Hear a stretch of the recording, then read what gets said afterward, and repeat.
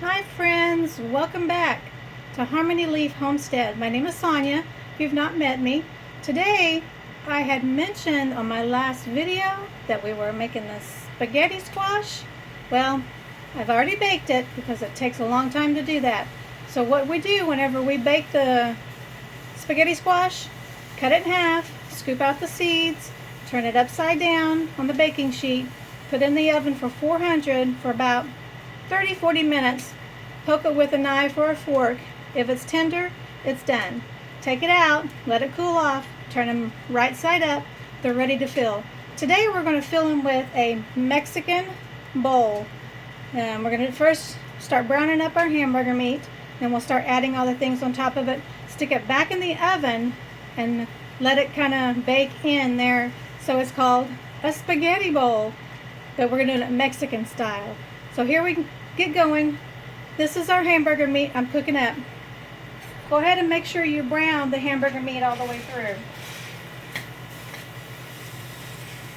Anyways, these came from the garden. Some are different sizes. Some were smaller, some were bigger, some were medium size. You just take what you get, especially when you're gardening. So we're going to brown up our meat. We've already got our oven on at 400.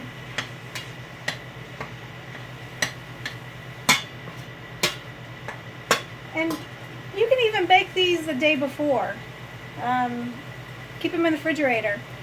Just put them in a Ziploc bag and then have them in there. So that way you can pull them out. You can even pull them out a couple of days later.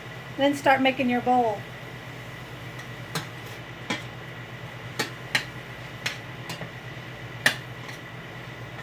Just get your meat broken up real good. I put in about 2 pounds of meat. But you do what your family usually does. I'll be adding other ingredients to it, which will expand it, and you can make it even with a half a pound and then add to it, because I'm going to add black beans. You can add onions, which I'll be chopping up the onion in that.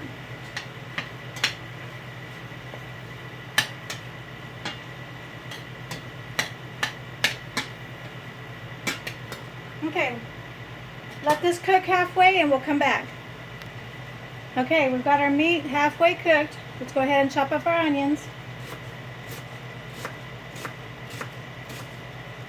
Do not make fun of my chopping skills. I did not go to chef school. I'm using a steak knife. I know steak knives are not meant to cut onions. It has a serrated knife and it cuts good.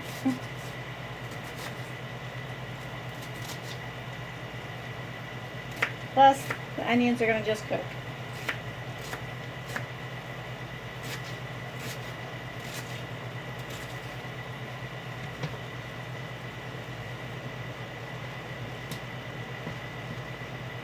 Okay, let's get that out of the way.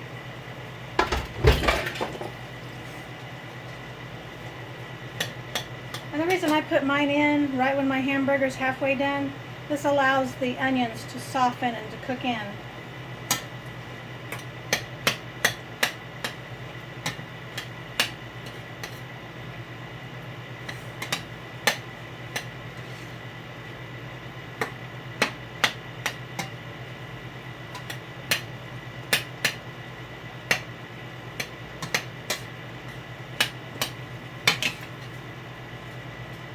Okay, as those onions are cooking, we're going to add our 1 can of green chilies.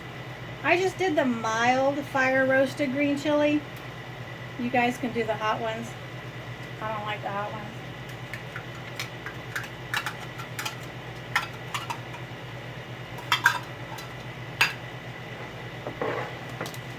Next, we're going to add a little bit of salt.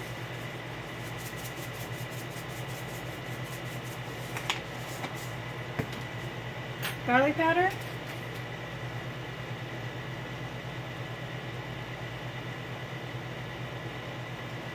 I'll say about a tablespoon of garlic powder. A little bit of black pepper. I like cracked black pepper. It's just totally different. A lot of you guys know that. So we're doing chili powder, I usually do about 2 tablespoons of chili powder, which is pretty much what I have left in my jar. Same on the cumin.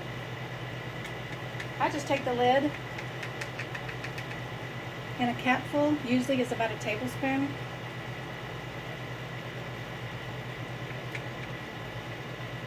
Again, home cooks don't use a lot of measuring tools.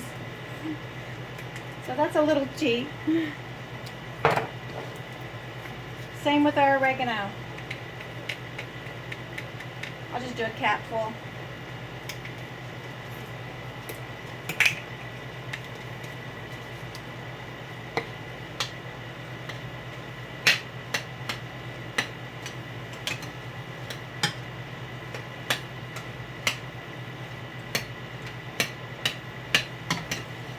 Now just stir it up until your onions are, clear, which they're getting cooked.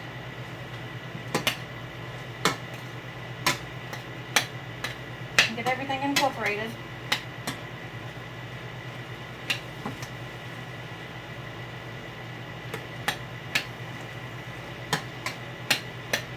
At this point, we'll let the steam get a lot of the moisture out of the beef. So we'll just let that cook for just a few minutes and I'll be right back.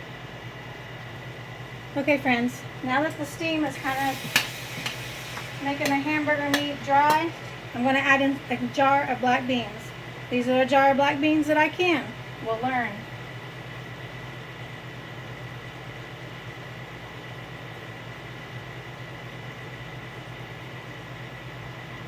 There's only probably cost a person maybe a quarter to make these black beans. No sense in buying them at the store when you can make them yourself.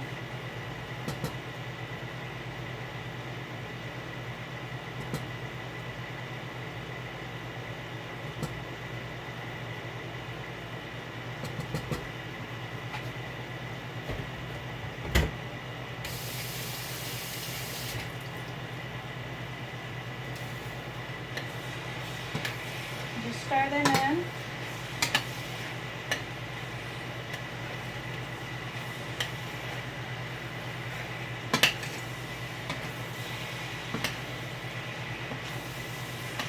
Okay, we're getting pretty dry. You can tell that when you get kind of like a crust on the bottom. So let's turn that off. Let's start filling our bowls. We'll come a little closer and I'll show you. You can do it by hand because they're now cooled. Don't do that when they're hot.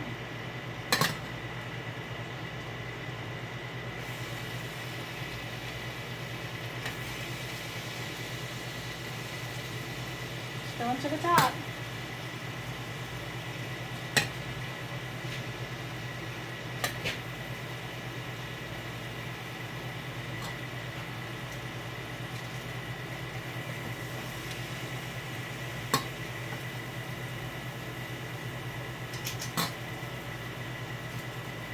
These are great leftovers.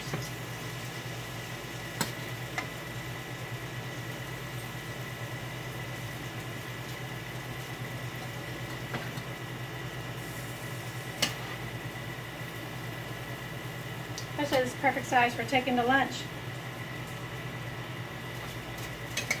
Then everybody at the office will say, "What is that wonderful smell?"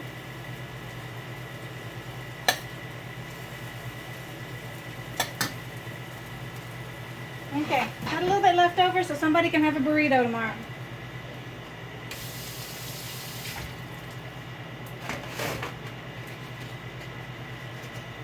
Now, let's open our jar of salsa. Let's go find somebody to open the jar of salsa. I'll be right back. Okay, I'm back. This is what children are for. Put a little salsa on top.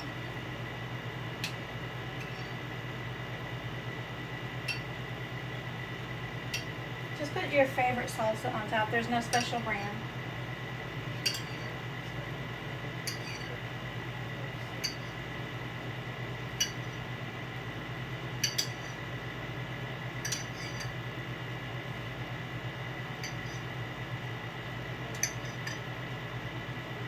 Okay. Now what's left is the cheese. I shred my own cheese. Excuse me, get the salsa off.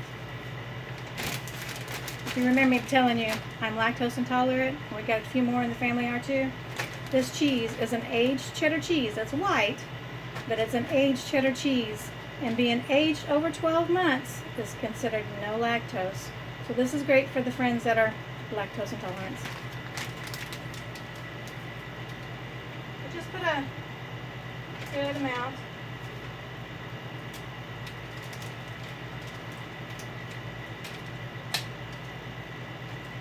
And yes, it makes a mess. Or maybe I make the mess.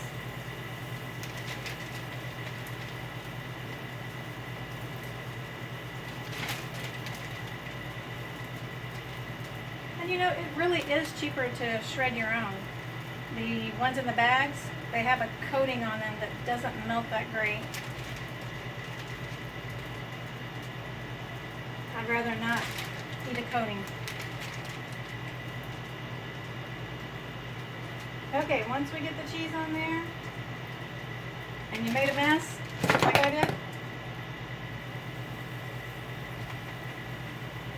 See, my pan's not hot. Okay, let's put it in the oven.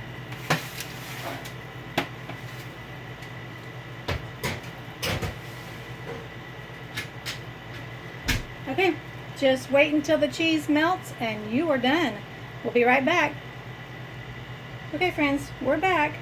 They're done. All it really needed was just a melting of the cheese. Let me show you. Let's dig into it.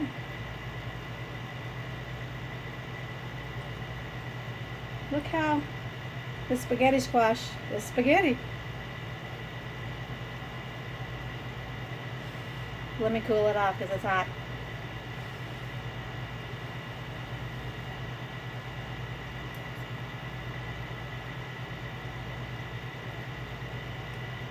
You know those rice bowls?